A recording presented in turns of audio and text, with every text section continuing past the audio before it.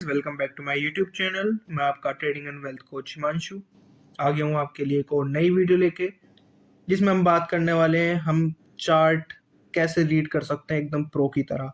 हम चार्ट को कैसे समझ सकते हैं, जैसे हमारा कोई चार्ट है तो हम चार्ट को कैसे समझ सकते हैं, उसे कैसे रीड कर सकते हैं, कैसे पता लगा सकते हैं वो कैसे रिएक्ट करने वाला है। ठीक है गाइज।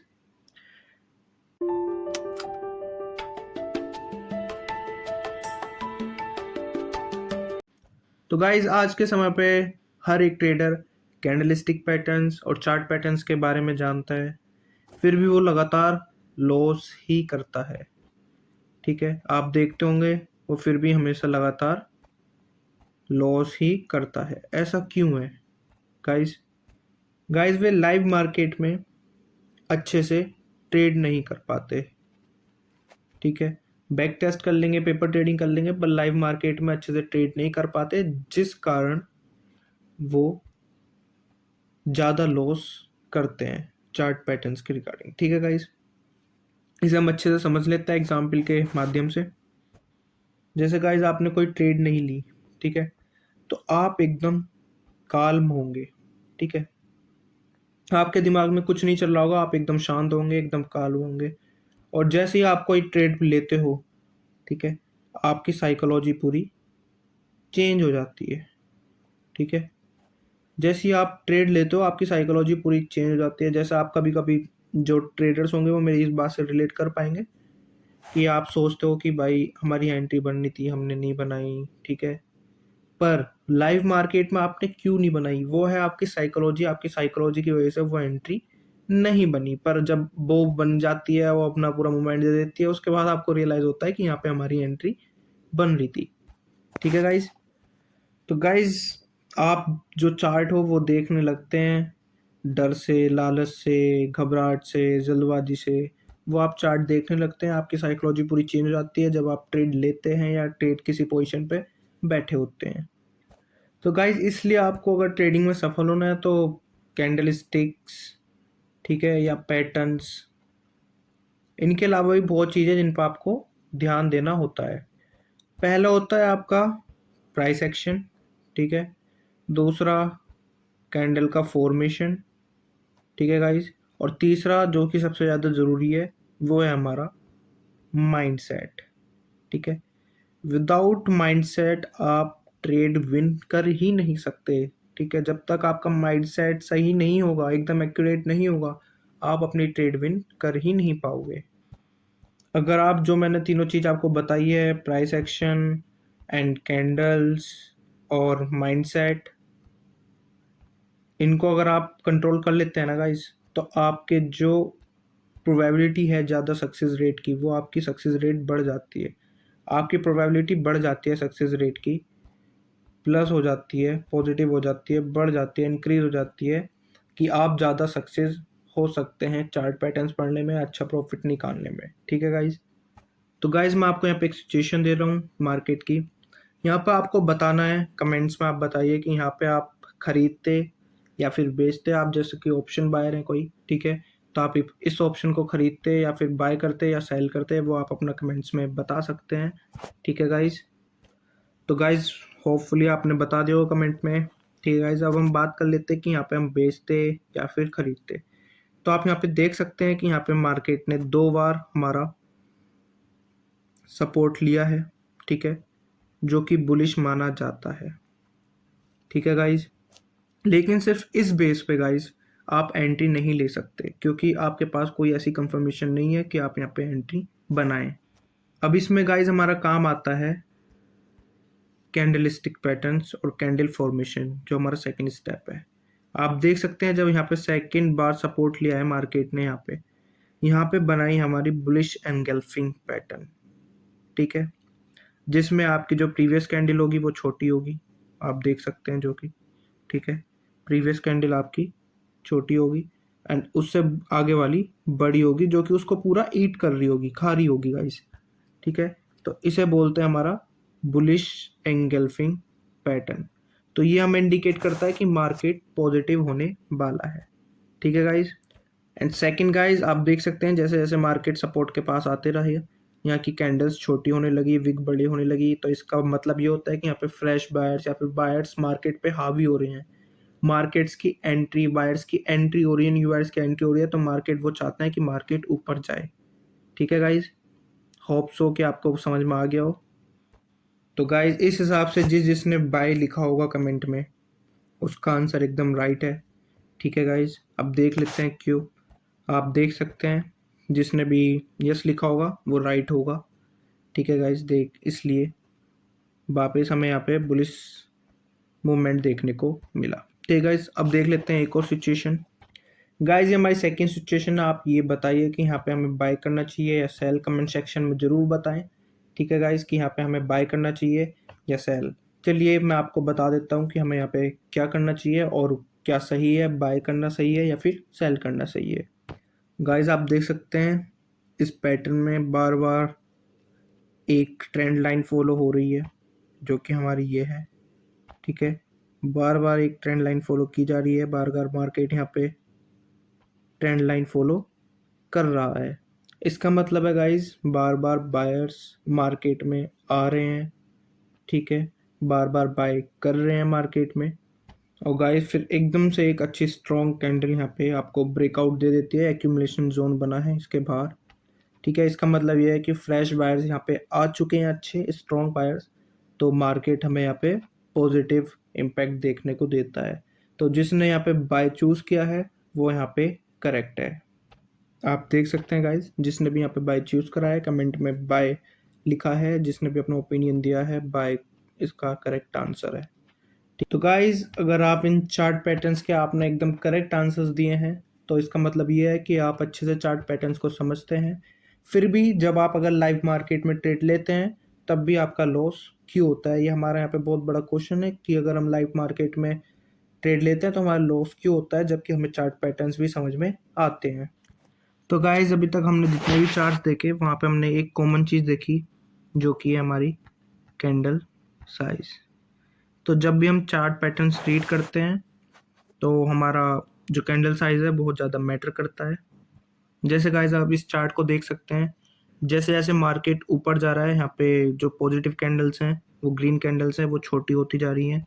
ये है 2 मई 5 मिनट्स का टाइम फ्रेम का चार्ट। ठीक है, 2 मई 5 मिनट का निफ्टी का टाइम फ्रेम का चार्ट से आप देख सकते हैं जैसे जैसे मार्केट पॉजिटिव ऊपर होता जा रहा है, यहाँ पे हमारी जो ग्रीन कैंडल्स हैं वे छोटी होती जा रही हैं, और फिर एकदम से एक अच्छी बेरिश कैंडल बनती है जिसकी साइज हमारी प्रीवियस कई सारी कैंडल्स ग्रीन कैंडल से ज़्यादा होती है। इसका मतलब ये है कि यहाँ पे सेलिंग होनी शुरू हो गई है, और फिर उसके बाद आप देख सकते हैं तो गाइस मार्केट नीचे आ गया because of this strong candles, and यहाँ पे बहुत ज़्यादा छोटी छोटी कैंडल्स बन रही थी। यहाँ पे सेलर्स एक्टिव हो गए थे और साथ में बायर्स ने भी बेचना शुरू कर दिया था। आप देख सकते हैं मार्केट अच्छा खासा गिरा। तो हमें चार्ट पैटर्न्स या फिर चार्ट्स को पढ़ते समय साइज़ जो है हमारा कैंडल्स का वो बहुत मैटर करता है, उसे भी हमेशा हमें याद रखना चाहिए कि जब भी हम चार्ट्स पढ़ रहे हो तो साथ में हम कैंडल्स भी देखें, कैंडल्स की कैसी फॉर्मेशन हो रही है, कैंडल्स बड़ी बन रही है छोटी बन रही है।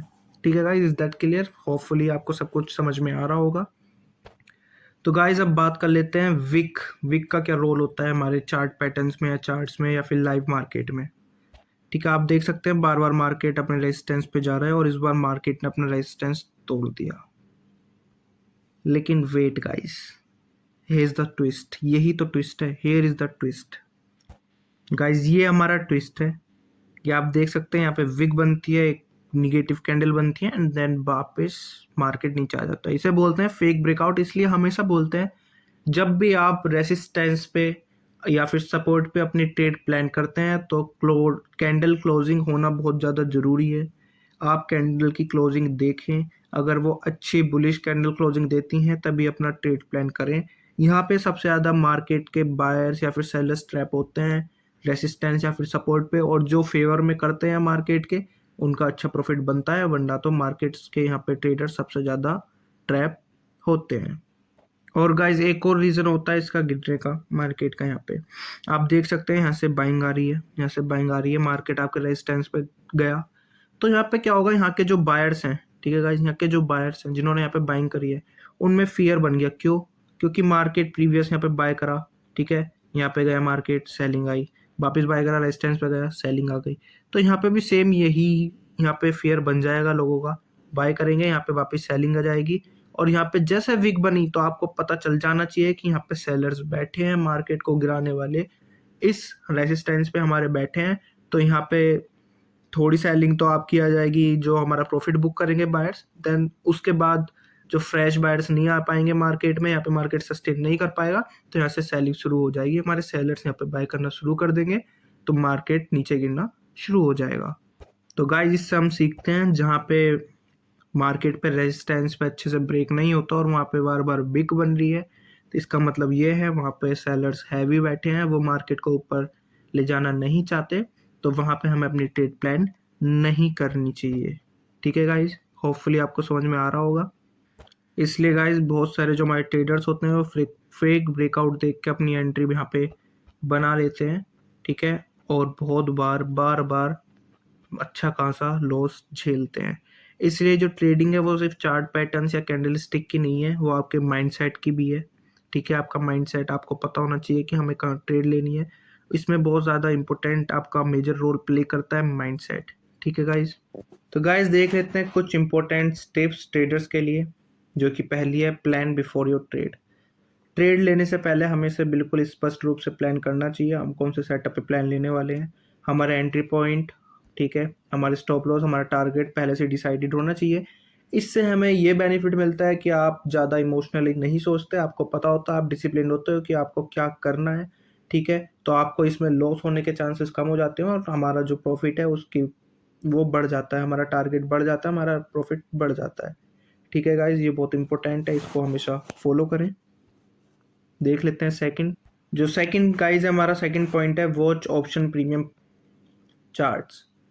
बहुत सारे जो ट्रेडर्स गलती करते हैं वो हमेशा सिर्फ निफ्टी या बैंक निफ्टी का इंडेक्स देख के अपनी ट्रेड प्लान कर लेते हैं कॉल या पुट में, जैसा मार्केट चल रहा होता है, पर वो कभी भी प्रीमियम्स नहीं देखते, प्रीमियम्स का प्राइस नहीं देखते, प्रीमियम्स का एक्शन नहीं देखते, प्रीमियम्स की कैंडल्स नहीं देखते, प्रीमियम्स का मोमेंटम नहीं देखते, जिस वजह से उनके चांसेस बहुत हाई हो जाते हैं लॉस करने के।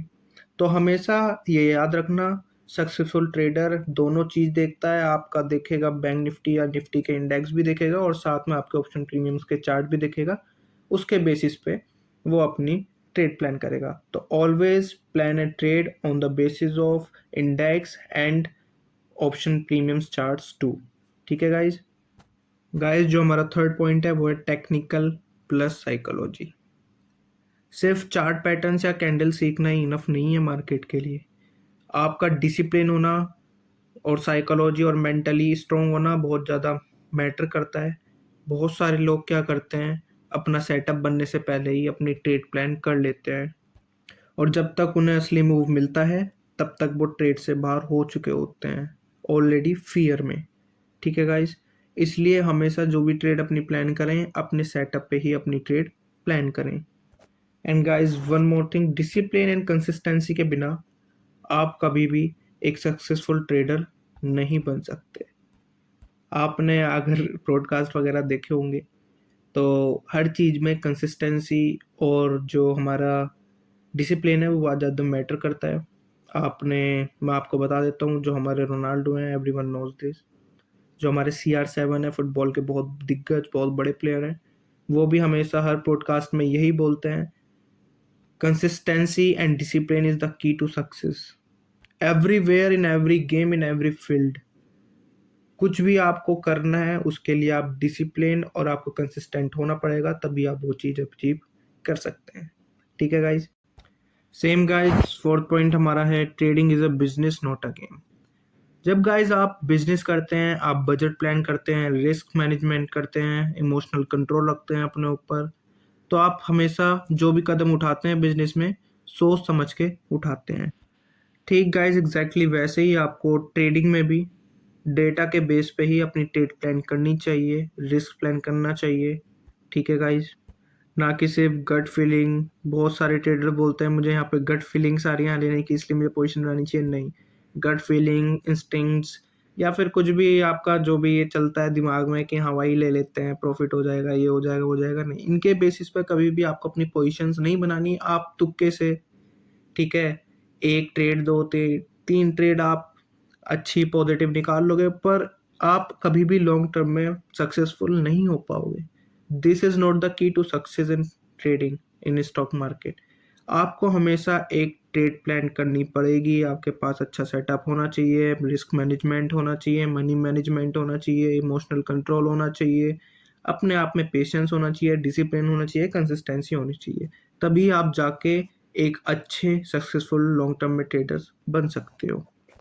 तो गाइज आज के वीडियो के लिए बस इतना ही। होपफुली आपको सब अच्छे से समझ में आ गया हो जो जो मैंने आपको बताया है, एंड आप इसे अच्छे से अपनी ट्रेडिंग जर्नी में अप्लाई करें और अच्छे से इसे सीख पाएँ और अपने लिए एक अच्छा सेटअप बना पाएँ और ट्रेडिंग जर्नी को आगे परस्यू कर पाएँ। So guys if you are watching my video then like my video, share my video and subscribe my channel. Thank you guys.